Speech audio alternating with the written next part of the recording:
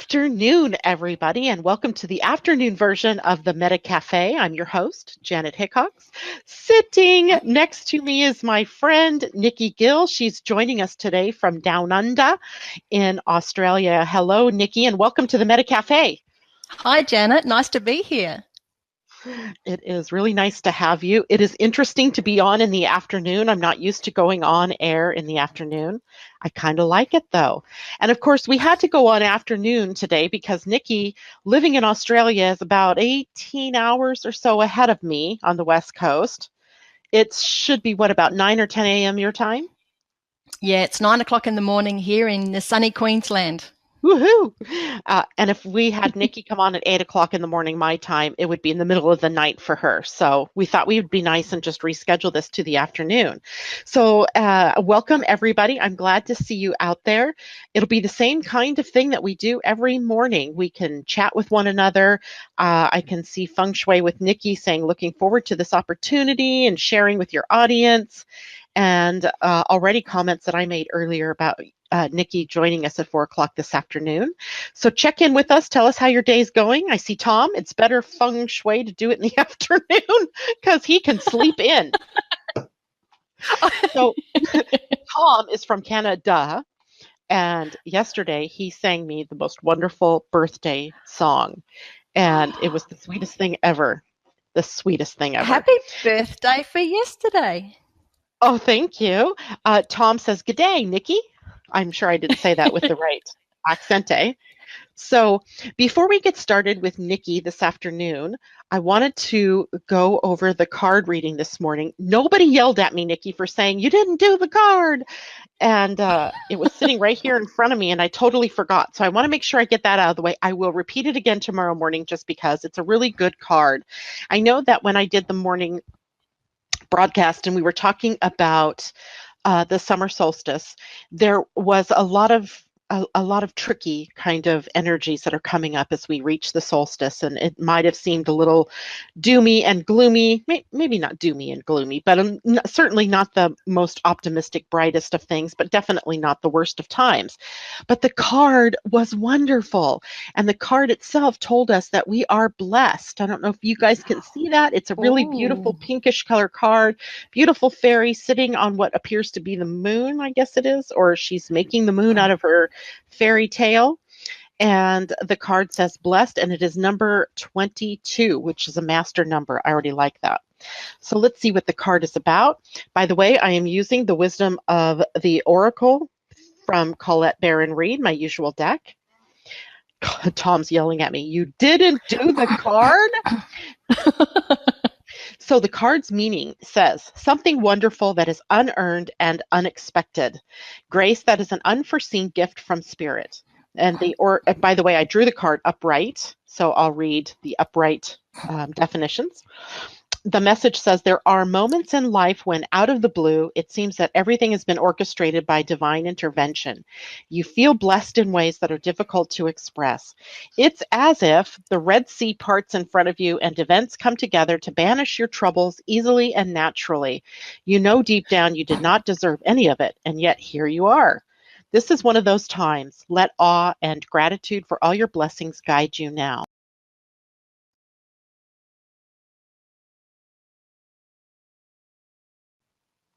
Hello? Hello? Hello? Can you hear me, Nicki? I think I may have lost you, Janet.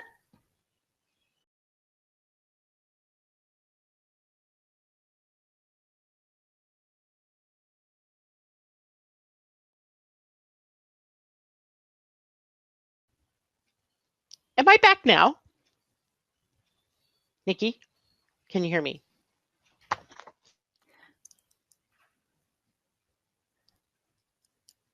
I can't hear you.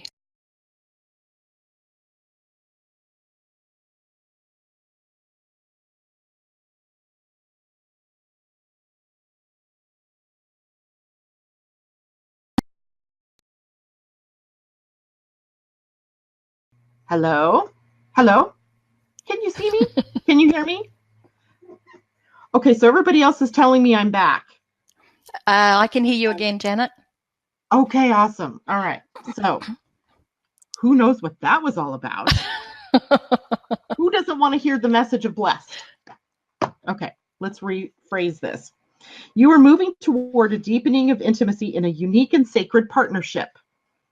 You know, you are meant to make this connection. This union, blessed by the divine, will bring transformation and beauty to the world. This is also a sign that, even more important, you're being called to a deeper intimacy with yourself and spirit. With this new development, you will see evidence of grace in your life. Ooh, I like that. The prosperity message says, unexpected windfalls and good fortune come your way now. You're in a phase where any difficulties or obstacles that have stymied your success seem to disappear on their own. Be ready to receive. The windows of opportunity will open wide. Accept the blessings given to you now, and don't forget to share them. Isn't that a beautiful card? I can't believe I left the broadcast this morning without sharing that. So thank you for indulging me that card reading, that leftover piece from this morning, Nicki. We do every morning, we're doing a broadcast talking about astrology and all the different things that are going on. And typically I once or twice a week, or maybe a couple times more, depends, I pull a card. And this morning I pulled that for the summer solstice. So for those of you who don't normally watch in the morning, I pulled the card with the intention of letting us know what we could expect from the summer. And it looks like it was going to be a blessed time. So even though the personal planets aren't involved during the summer solstice, and it's not necessarily something personal for each of us, it's more a bigger, grander scale of events that are happening, we are blessed in all of that. And I kind of like the way that works. Yay, I love blessings, Michelle says. And I can't read what Tom wrote there, something telling me I'm back. But anyway, thank you for indulging me that. Let me again introduce you to Nicki Gill. She is from the land down under and is going to talk to us today about Feng Shui and Chinese astrology. So Nicki, why don't you just start by giving us a little bit of background about yourself and tell us how your journey brought you to Feng Shui? Sure. Thank you, everybody, for welcoming me into Janet's broadcast. It's very exciting to be here. As Janet's pointed out, I'm an Australian down under, so g'day back to everybody out there. I started my career actually as an executive assistant, as an administrator. So I've been in the corporate world for many, many, many years, but I've always had an interest in Feng Shui.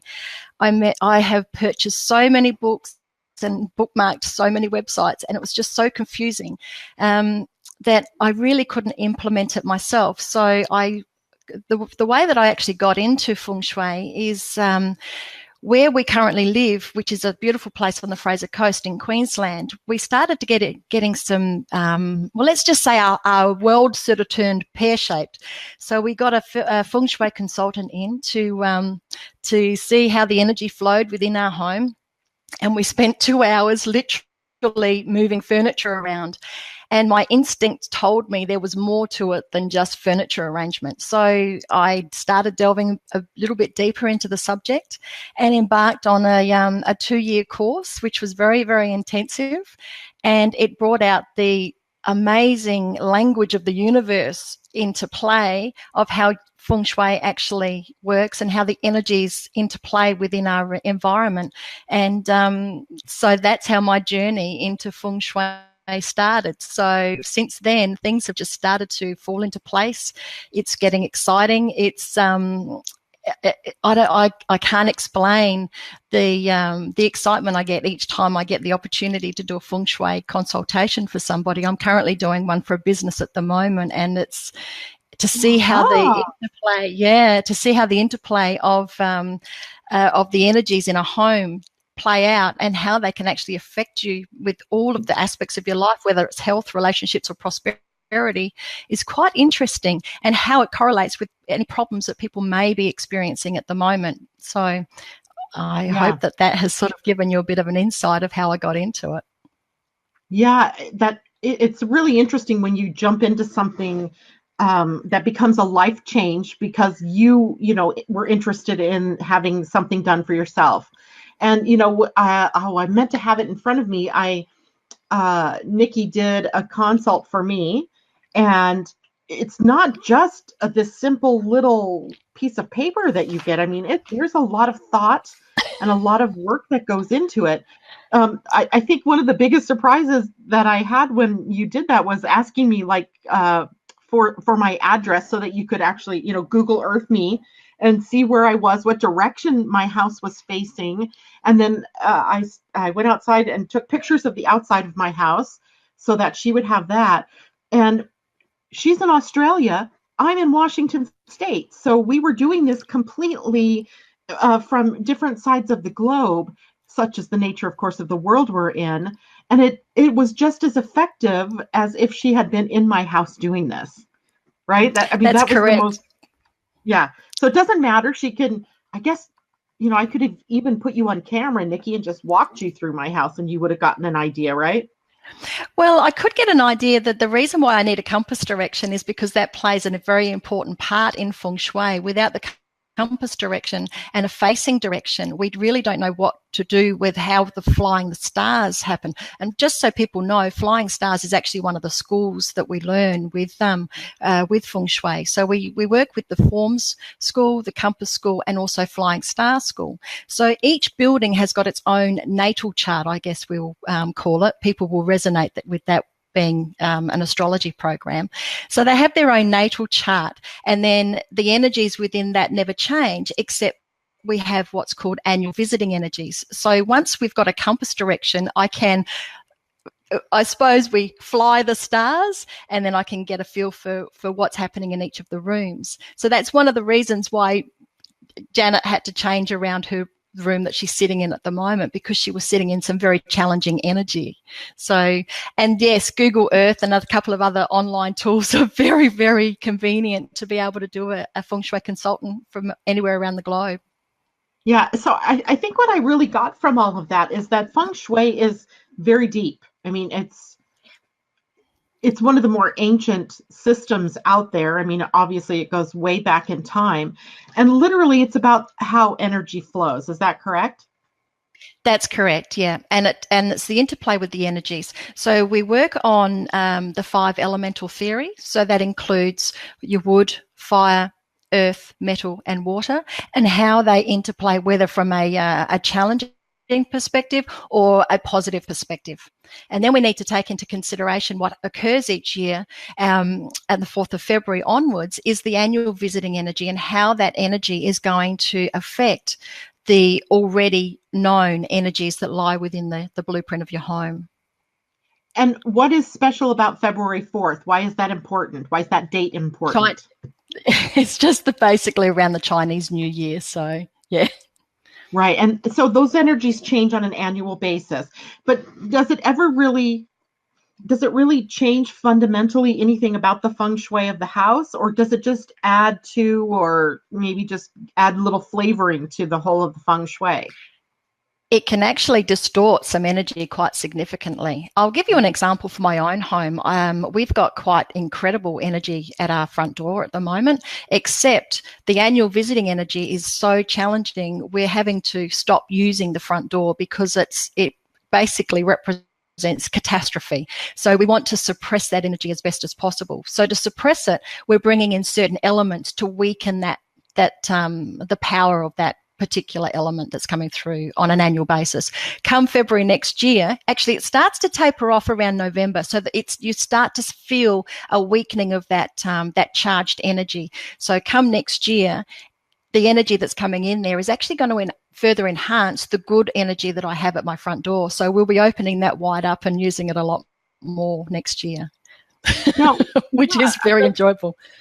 so you're lucky you have another door to use. What if you didn't? Well, if you don't, it's bringing in those elements to suppress or to weaken the impact. And there's many people that don't have that flexibility. So that's why we work with the energies to see what is actually going to control it, contain it, or as I said, weaken it. Yeah. It seems like there's just so much to it. And I know you actually do this room by room as well as holistically. That to me was really surprising as well. Well, some rooms can have more than one energy. So the business that I'm working on at the moment, one of the rooms has actually got 6 different energies that lie within that one room. So we need to maneuver things so that where the most impacting of the energy is, we're lessening the use of that room as much as possible and taking away certain elements so we're not charging that inauspicious energy. So let me ask you a question. If you are considering having a Feng Shui consult, what might be some of the things that can be changed but what can some things that are changed in the home do to affect your life? Okay, we may. One of the concepts is to look at. It's very confusing. It's very hard to put it into a succinct thing. We work with what's called mountain stars and water stars. Mountain stars reflect the health and relationship of the occupants within the home. Water stars represent more of a yang environment, and they're associated with money. So when we look at a home, it depends on how the room is used, will depend on whether we are analysing the mountain or the water star. If there's flexibility and we can change a room, perhaps there's a room that you're sitting in to study in that's very, very challenging. If you're working from home, it's not a conducive energy to work from home and work your business from home. If it's a room that we can possibly change so that's a guest room or a bedroom, and working in a more auspicious energy for your business, they're the sorts of things that we can look at as well. If that's not a possibility, then we implement various remedies to counteract that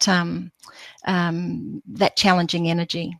For example, our bedroom, we've got quite challenging energy in our bedroom. So I've got some cures in there to soften the blow of the challenges that we've got. And like, for instance, you had me change my room. I had to, my desk, you said, or my office was in a challenging area. What were you basing that on? Was it directional? Was it my personal birthday? What was that? It was actually the way that the flying stars landed in your room. So that particular area, because it's an active area where you're working, it was activating the water stars. As a result, you were working in a room that didn't lead to making money. So we had to suppress the ability for you not to, change that energy in the fact that you could sleep in that sort of energy, because then we're actually using that part of the energy as a yin side of things and put you more in a neutral energy where you're not being impacted by something that may, lead to challenges with finances, etc. Does that make sense? Yeah, absolutely. Have you ever come across a place or a house or a business or an office where you couldn't help the people or you couldn't change the energy? Well, that's why we can apply certain elements. So even though I've mentioned my own home where we've got the flexibility of being able to use another alternate door at the moment. Had we not had that, what I'm doing at the moment is striking a Tibetan bell. So I know that sounds a little bit odd, but what we've taken away, it's actually quite fun. So it's bringing in the elements to weaken the challenging energy that's coming through the front door. So we strike a Tibetan bell 3 or 4 times a day. We've also taken away the color red. Red is a really impacting color. It can further charge anything that's challenging. So it's just making those slight adjustments as those annual energies come and make a bit of interplay with those blueprint energies that I mentioned at the beginning of the interview. Oh, yeah. Now that reminds me, there was something else that we talked about. Now I don't remember what it was, but it had something to do with the land that your house sat on. I can't remember the words you were using about that. Do you know what I'm talking about? I do. So when we talk about land, so the reason why I got you to take a photograph is because I like to see how your home is positioned on the land and what surrounds it. So what we're looking for is good support behind you. And this is based on the form school side of Feng Shui. So we're looking at how supportive the environment is that you live in or work in. So one of the good things you've got is you've got a big big home that sits behind you, and it provides you with what we call the black tortoise, and it provides support to your family. So it's those sorts of things. We also like to see that there's a little bit of contour to the land, and see whether the right and the left hand side, where the buildings or plants, etc., coincide with the form school principles of Feng Shui. But I thought there was something like the geographical or ley lines or something that, ran through a property.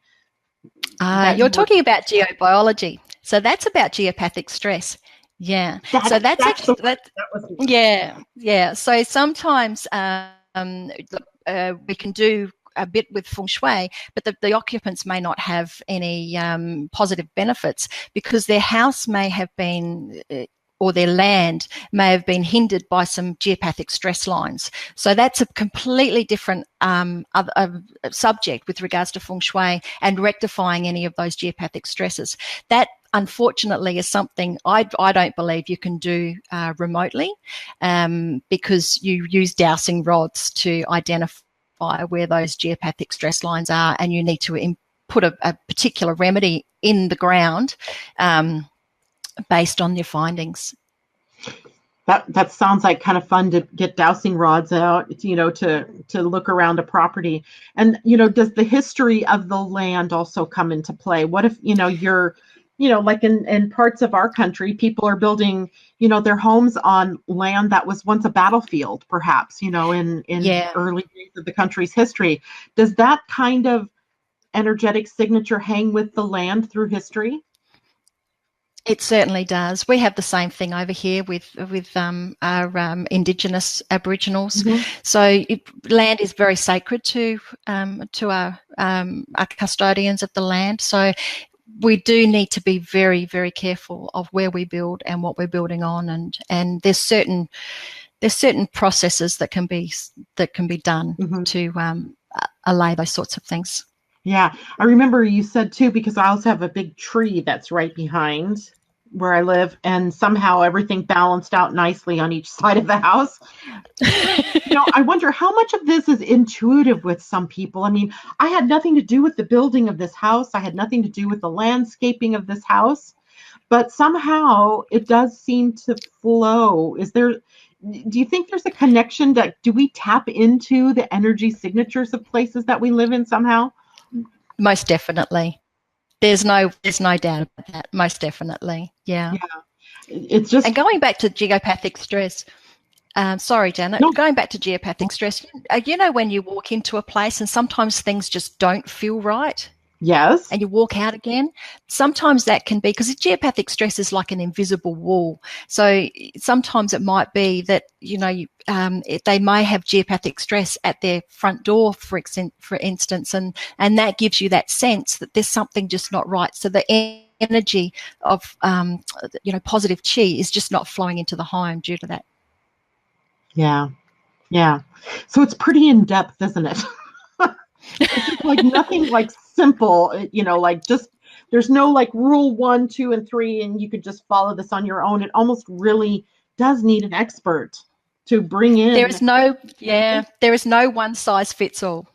Yeah. Every home, even a 5 degrees difference, you could have 2 homes side by side, but only a 5 degrees difference in a compass direction could actually place that home with a completely different flying stars as opposed to the home next door.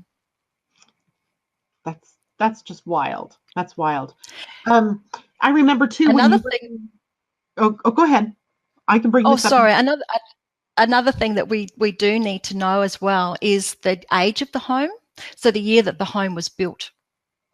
Because we work in 20-year cycles. Okay. And what does that mean to the house? Okay, so what happens is if your home is built in this current age that we're in, which is between 2004 and 2024, its age of 8, it actually starts the process of how the flying stars will fly, as opposed to a home that was built prior to 2004 that would have started in the year of 7. So that has a different flying star starting process, I guess you could say. Yeah. So it changes fundamentally, maybe some of the things that you would do with that house, or how you'll experience the energy of the house. Well, the energy can change. So if your home was built in, say, age 7, some homeowners may find that come the next age, which is 2004 for age of 8, things may have changed because the current auspicious energies shift just slightly as well. So the year 7 becomes inauspicious. The year 8 becomes auspicious. So where the auspicious energy of the 8 sits on a flying star chart may mean that now it sits in the toilet, for example. So it's, yeah. Well, that would change things up a bit. Yeah. Let's see. I think we have a couple questions out here. Let's see. Hey, Tom. Hi, Roseanne. It's good to see you out there. Question. What about apartments and condos? The other suites might be off or on, or is there anything they can do to improve the flow? That's a great question because lots of people live in that kind of a situation. What does he mean by off or on? The other suites might be off or on. I'm thinking what he means is that, maybe your next door neighbors aligned nicely, but you're next door and you're off, right? You're in an inauspicious year or something like that. Is that possible in an individual apartment, or is it more for the whole of the building? What we would do there with apartments is you analyze each individual apartment independently. But what we would look at is actually the entrance of the apartment block as well. So the entrance plays a big part. So if the energy where the reception entrance is and where the lifts are, for example, that are auspicious, you're bringing that energy into the apartment, and then we analyze your apartment as an individual. So the other apartments will have their own energetic qualities.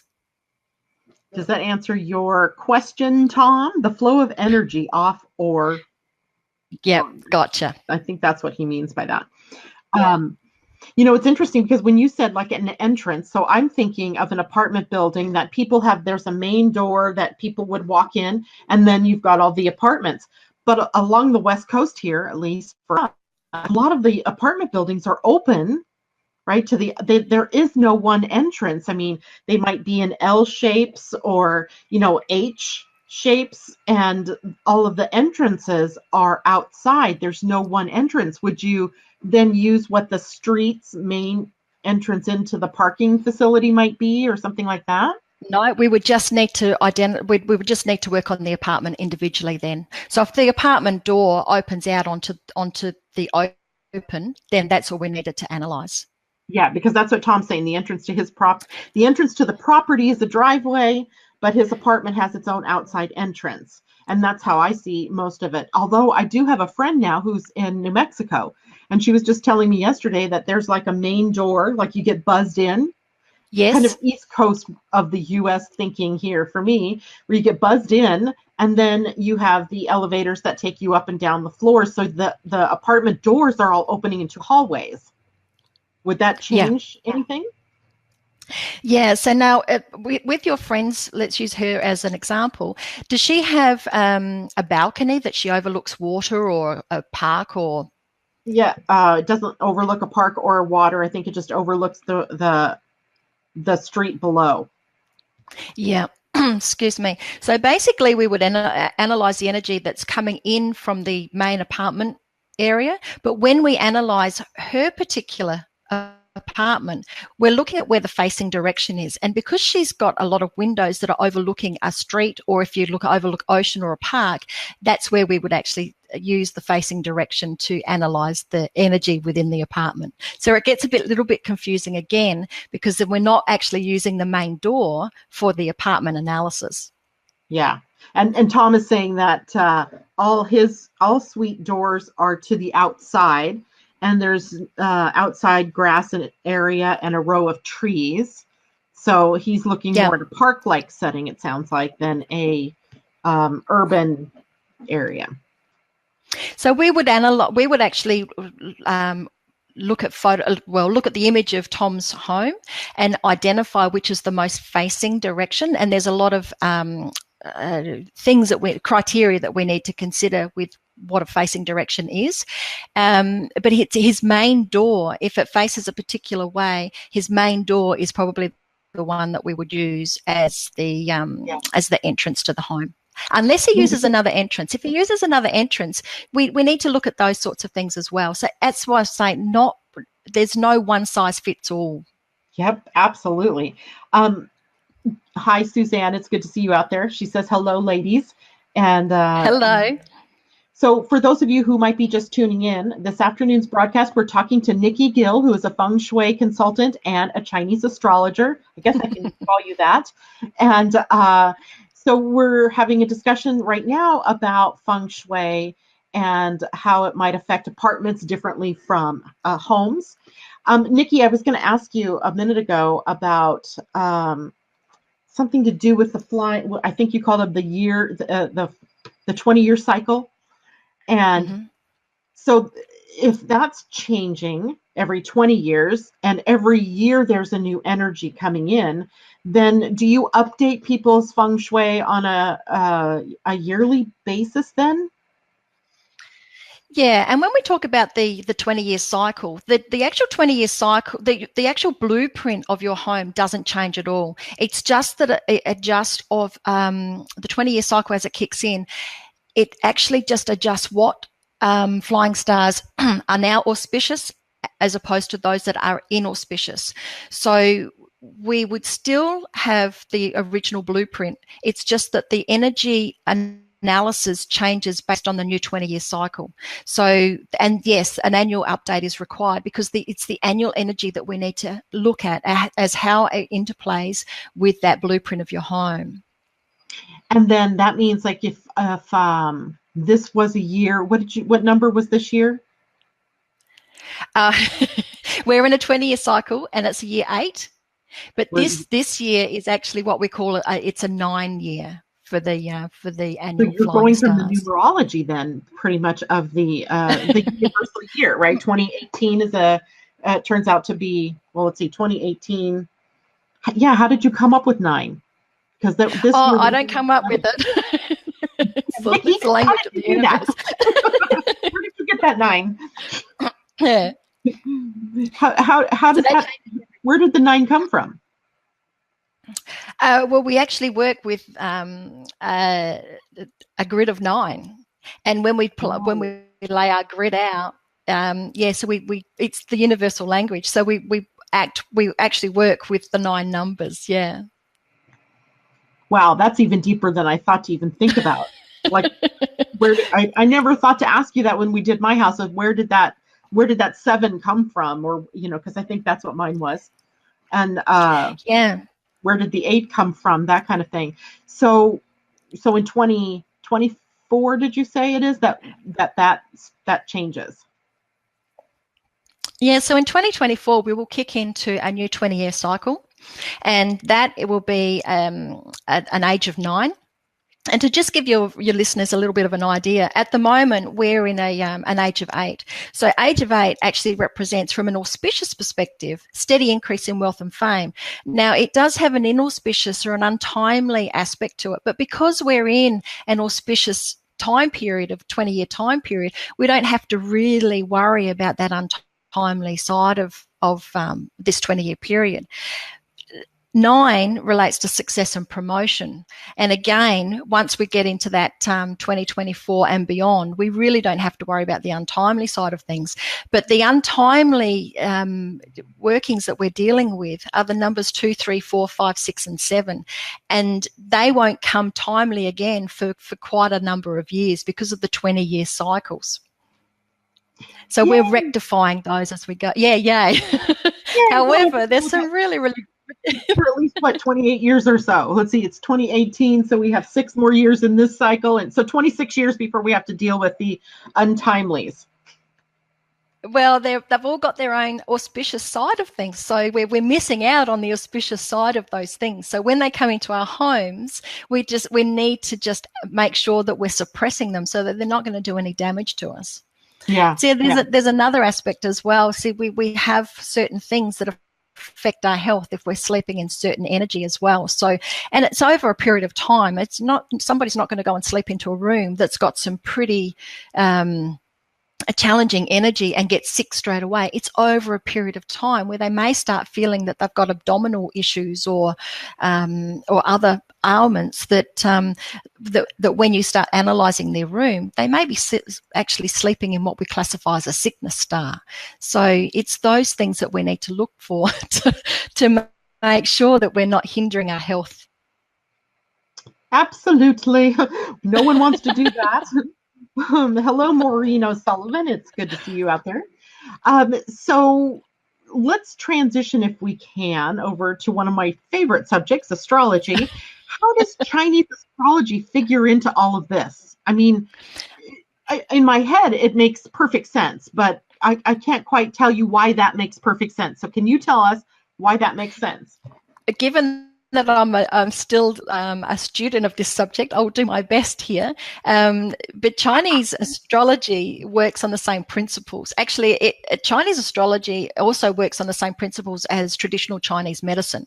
So we're using those 5 elemental theories again. So they are the wood season, and we're talking about seasons: wood season, fire season, which represents summer; earth, which represents late summer; the metal season, and then of course water. So and it's the interplay of how those elements play out in Feng Shui, Chinese astrology, and of course a traditional Chinese medicine aspect as well. So, sorry? I just find all of that so fascinating, how it all just sort of weaves together. I mean, because it does weave together. In Chinese astrology, really, seriously, all I ever knew was what year I was born in. So I was born in the year of the ox, and I totally forgot what this year is. But that was basically my understanding of Chinese astrology. I couldn't tell you anything more. Chinese astrology, there's actually 2 lots of Chinese astrology. The one that you're referring to there is lunar astrology. So it's only looking at the year of birth. Solar astrology is what we actually do as part of Feng Shui, is to do with not only the year of the birth, but also your month, day, and if known, your hour. So what happens is we're actually able to establish what we classify as 4 pillars of destiny. And from those 4 pillars of destiny, most people believe that they're born in the year of the monkey. However, my self element, which is what my personality traits are, is actually yang fire. So when I did your Chinese astrology, Janet, I believe that you are, from memory, yin water. I unfortunately didn't print it off, yin water. So when we talk about lunar astrology and we're only concentrating on those 12 zodiac animals, the ox, the pig, etc., they're very generalized characteristics, as opposed to going in deeper, which is your self element, which is yin water. We get deeper into the personality itself. So when we talk about a 4 pillars of destiny, there's 2 elements that we need to look at, and they're called heavenly stems and earthly branches. Here we go again. Lovely. So people are weighing in now, telling us what they are. Suzanne she believes she's the year of the rat. Yeah. And I think that's funny. The animals don't necessarily portray who you are, right? I mean, no. Yeah, no, I mean, that's it's right. just kind of, my husband loves it that he's the year of the cock, as guys would think, right? So that, yeah. Tell us more about, like you said, there were 4 pillars. So what are they based upon? Okay, they're based upon your year of birth. So we have what's date. called, Okay. So the first one is the year of your birth. So that we get a heavenly stem and an earthly branch. And then the next one is the month. And again, we have a heavenly stem and an earthly branch. The next one is your day, and that's where we identify what your personality traits are, because it's determined by your heavenly stem characteristic, and then we have an hour pillar as well.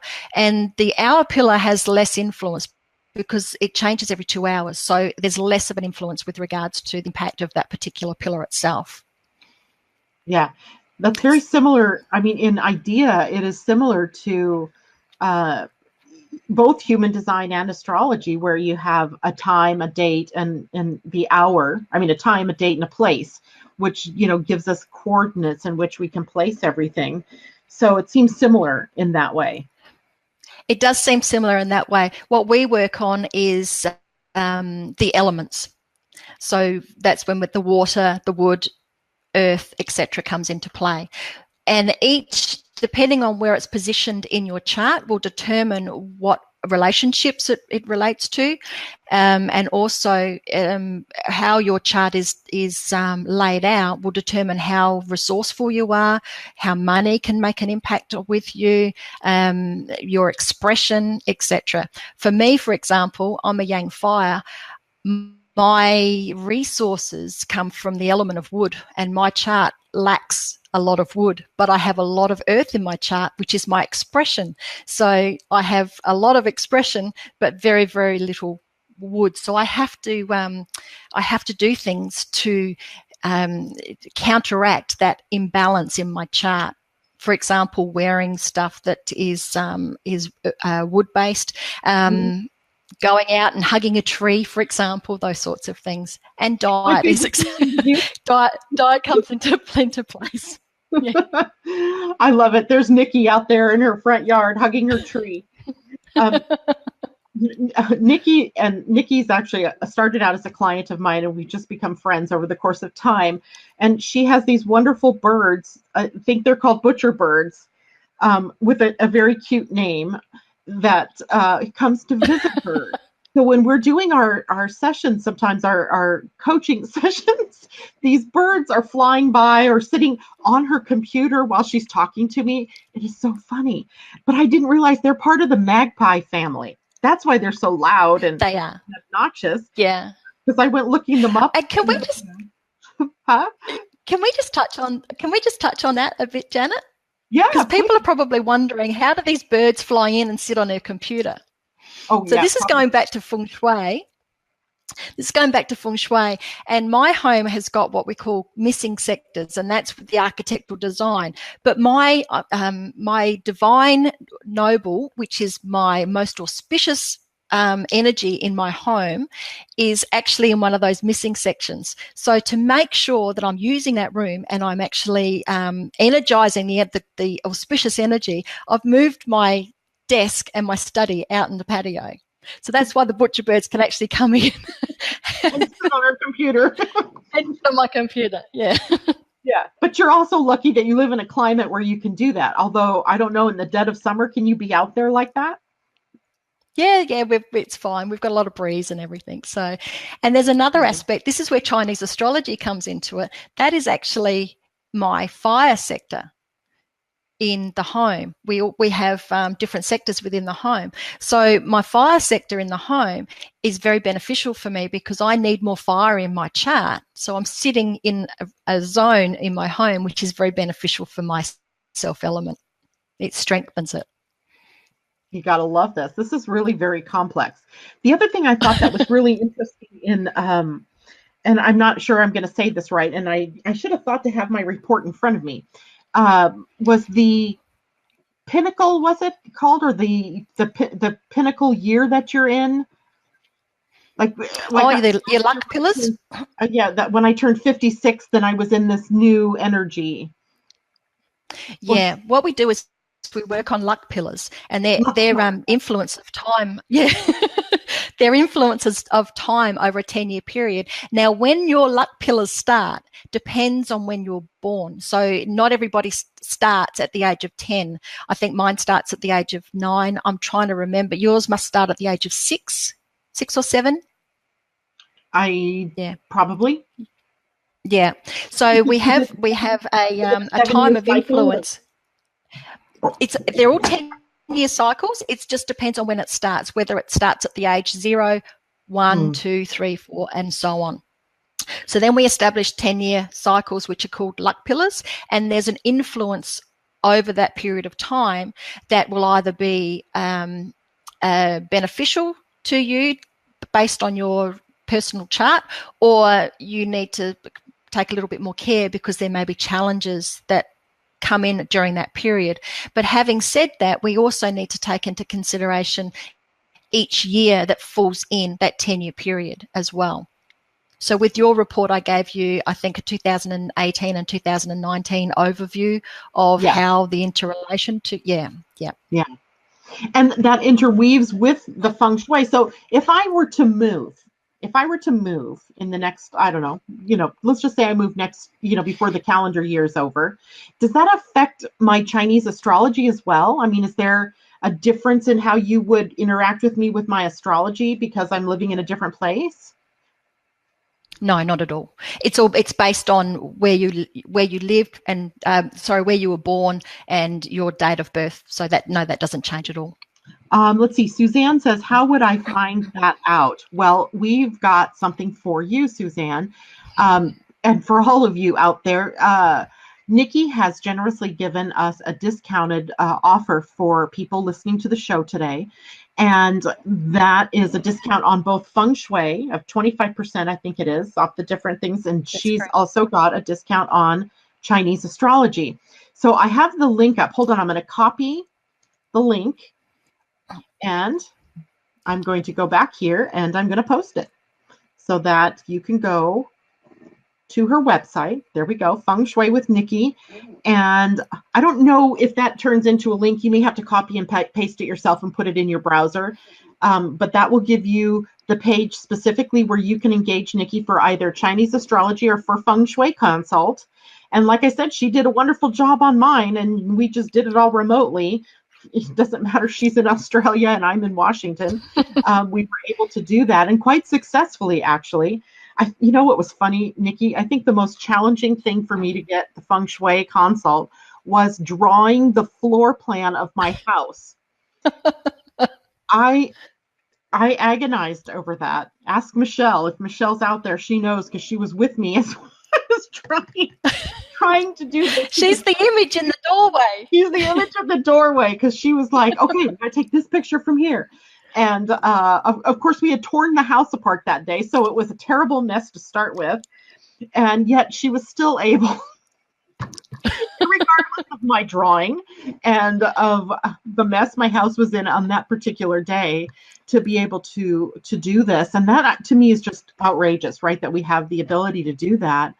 And, it's important to choose someone that's doing your feng shui that you really resonate with, that you trust. There's an element of trust here. Most definitely. Yeah. And I have to take my hat off to you with your drawing skills too, by the way, Janet. And if anybody needs to draw their floor plan, graph paper is the way to go. Yeah, that was a no-brainer. But I didn't see that at first either. She's like, get some graph paper. Oh, duh. That's how people do that.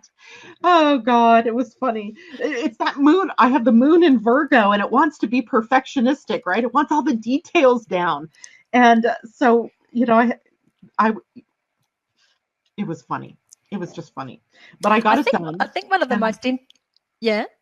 I got it done and got it to you, and you gave me a really wonderful report. So there's that. Yeah. I think the most amazing thing with regards to yours was the impact of your water feature. Yes.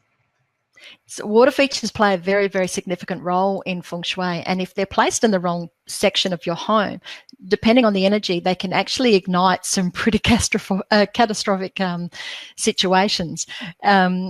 So placement of water features really needs to be considered, even internal water features, external water features. Yeah. Yeah. In fact, Nicki and I had done this, I think it was in March, late March or early April. Yeah. So we weren't quite out of the threat of freeze here in the part of the world that I live in. So we had not yet put out our water fountain that we have out every year for the hummingbirds. Because if the lines freeze, then, it ruins the pump and everything else. So, Nicki had said something to me about, water feature. And I went, oh my gosh, that is the major change that I had done between the time we'd moved in and the time we were doing this Feng Shui consult was that we had taken the water feature out and put it away for the winter. And with a noticeable decline in money coming into my business. And of course, we fixed other things as far as moving, my office around and so forth.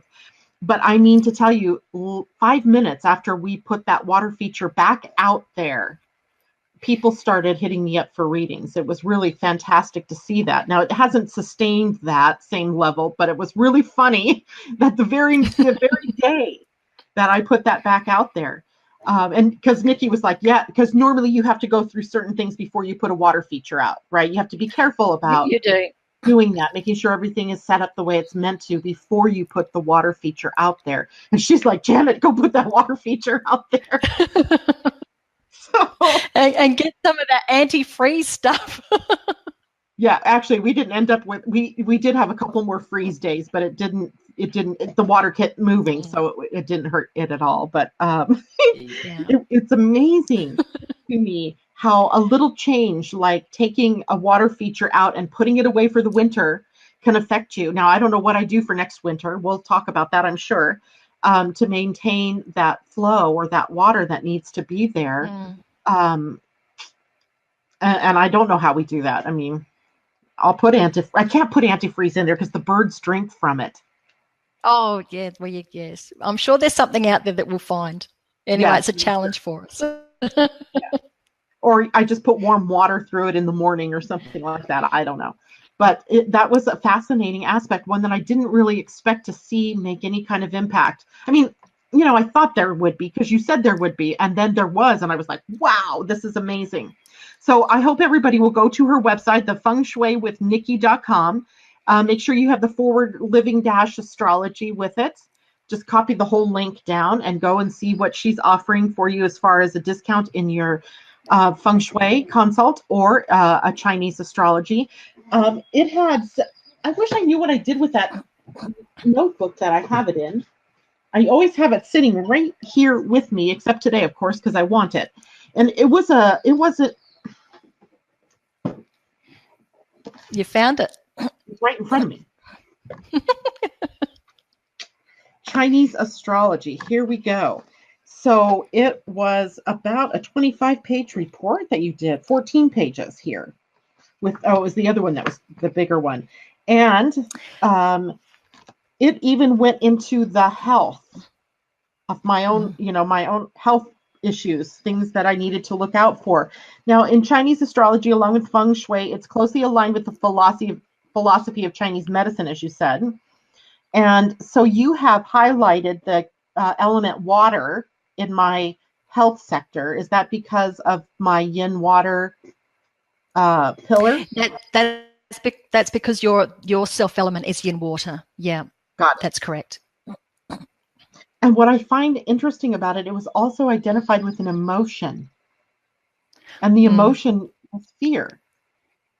Yes. And there's, metal is the lungs and grief. Stomach and spleen was the earth, and that's compassion, nurturing, and worry. Joy and excitement for fire, but it's heart, blood, and circulation. That sounds Leo-like, but you're a Leo. I am a Leo, yes. So that works out great for you. I'm a Gemini, which is air, so the water thing comes out different for me. Yeah, quite so it's possibly. Not always based on the element of your sun sign. Yeah. And also with the yin water, it's actually related to the ancestry. So so it's quite deep, and it's attributed to the kidneys as well. So my husband is a yang water, and it's quite interesting that he had kidney issues. So that's where the health aspect can come into play. Yeah. So if I were to decide to consult a Chinese apothecary or a Chinese health professional, would they go through the same process of looking at my Chinese astrology to help them determine what I needed? Do you think? To be honest with you, Janet, I really don't know, but it would be something. I would actually take my Chinese astrology report with me and see whether that would be of interest to them. Yeah. Yeah. And so, yes, you did do year 2018, and it turns out it was Yang Earth and Yeah, Dog. we've got a double yang year this year. It's can be quite impacting for some people. It's certainly impacting on me because it's weakening my fire element. So Earth weakens fire, but does water overpower Earth? Earth actually controls water. Oh, it does, doesn't it? Keeps it in banks. Yeah, that's Yes. it. Yeah. Yeah, so my luck pillar is Yang metal and rat Yang water. That's right. So we're strengthening your self element, and we're also strengthening it from your resources element, which is metal. Nice. This even tells us the foods and things to eat to keep your body balanced. I mean, this is a really complete sort of report. And because, Nicki is in the process of really learning Chinese astrology. I mean, to me, it's just amazing how much she knows already, considering all I knew was that I was in the year of the ox. That was all I could really tell you. Oh, yeah, I was born in the year of the ox. Great. So she really has a really good grasp on what this means for you. And as she's learning more, she's going to be sharing more with us, right? That's kind of That's right.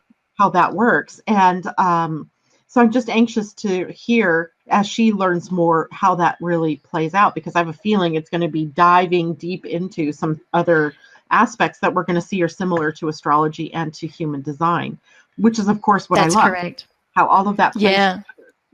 together. Let's see. So hopefully you guys, that comment I put up there will be on the page. So you can use that link if you missed it. If you're listening to this as a recording, you will be able to still click on the link. It will take you to Nicki's page where you can contact her to get a Feng Shui consult or a Chinese astrology reading. And I would do it. I would do it because it's awesome. And Nicki, any final thoughts or final things that you want to talk to us about? How to use Feng Shui or what Chinese astrology is good for? I think the main thing I'd like to just possibly warn people about Feng Shui is a lot of books will try to encourage you to put little trinkets around the place that are going to magnetize money, etc. So please don't be lured into those false findings with regards to those trinkets. All they're doing is lining the pockets of the stores. There's a lot more to it. It's very energetically based, but it's nothing to be scared of. It's nothing to worry about. In fact, it opens the opportunities to further maximize the auspicious energy that you're living or working within. So even if you do have some inauspicious energy, there are ways around it. So yeah, and it's fun. You and I never asked you if you use a bagua in any of the Feng Shui consults that you do, or? I use a low pan, which has got 20. We're going to get a bit deeper again, which has actually got all my compass directions and my 24 mountains that I have to work with regards to what direction the flying stars. And actually, speaking of bagua, there's a lot of people out there that will just automatically put a bagua mirror up above their front door. But you need to be very, very careful about the use of a bagua mirror, because it can sometimes bring more disharmony to a home than reflect what you're trying to reflect. So, and never bring a bagua mirror inside the home either. Wow, I would not have known that. But let's see, back in, gosh, what was it? 2004, I think it was. I had a business. Metaphysical bookstore, and a woman had come in and she knew, I think it was called Black Hat or Black Cat Feng Shui. Black Hat, yeah. Mm-hmm. Black Hat, like on your head. And she was really good at what she did. I mean, she seemed to know so much. And she handed me this bagua. Well, I don't remember if that was from her, actually. I don't want to say that just in case. But somebody had given me a bagua or an outline of the energy. So it had the business, which I would also imagine your home, in sectors like friends and family or people that were helpful, the wealth sector. There was a health sector, and just all these different sectors. But I don't recall you referring to those at all in our Feng Shui consult. Is that maybe a different discipline, or? No, we actually do that as well. It's right at the beginning of your report. There's a list of each of the sectors that it relates to, and it comes down to compass directions. So the career section, for example, is the north. So the southeast sector. When we talk about abundance, we're talking about or wealth sector. We're talking about abundance. When you do flying stars, your abundance corner may not be where your true noble is, where your true wealth sector is. So until you actually have a compass direction and fly the stars, we really can't specifically say this is why one size does not fit all. So my southeast sector, for example, which is abundance, that relates to every aspect of life, not just money, is not where my true wealth sector is. My true wealth sector is actually sitting in the south part of my home. And from memory, Janet, yours is sitting in the back left-hand corner of your home, which is actually where your back door is.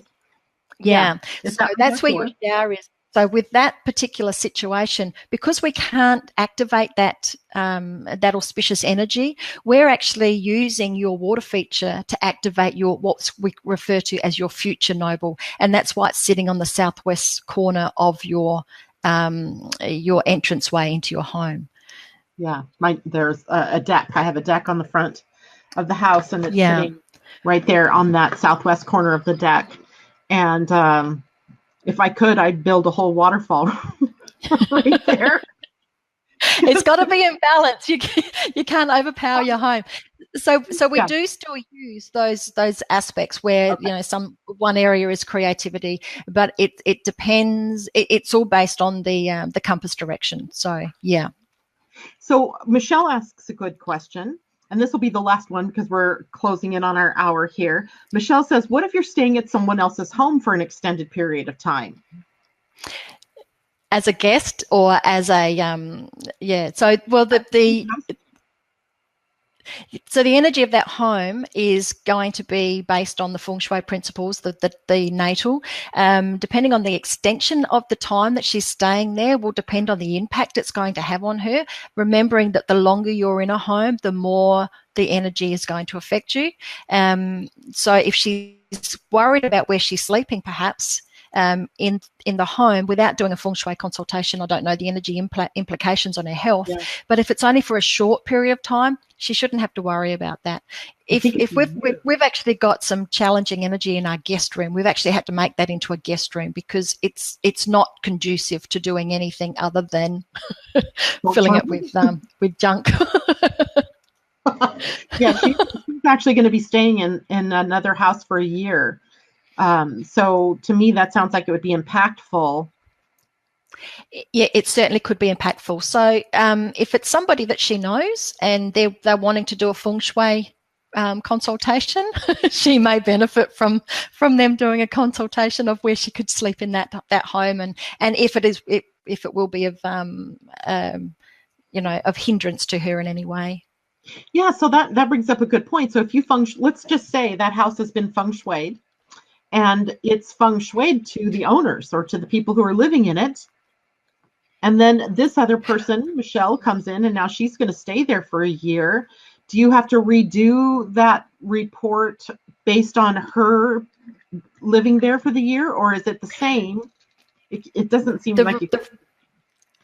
The report of the home will not change. That'll be the same. It's just that Michelle will be going in there as a guest. So depending on where she chose to sleep, we would analyze the energy accordingly. Each of us has our own position within the home as well. So for you and your husband, you're the matriarch. So there's a certain area within the home that is your home, your part of the home, and also your husband's. And from memory, I think your husband's area fell at the back part of your kitchen and in where your heater or something is. Yeah, so, so he's not going to spend a lot of time in there. So we need to make sure that his energy isn't going to be depleted as a result of not being able to spend the time in the area of his home that is allocated to him. Yeah, but you know what's really interesting about all that, and I don't remember if I shared this with you, but when we first moved here, that became his workroom.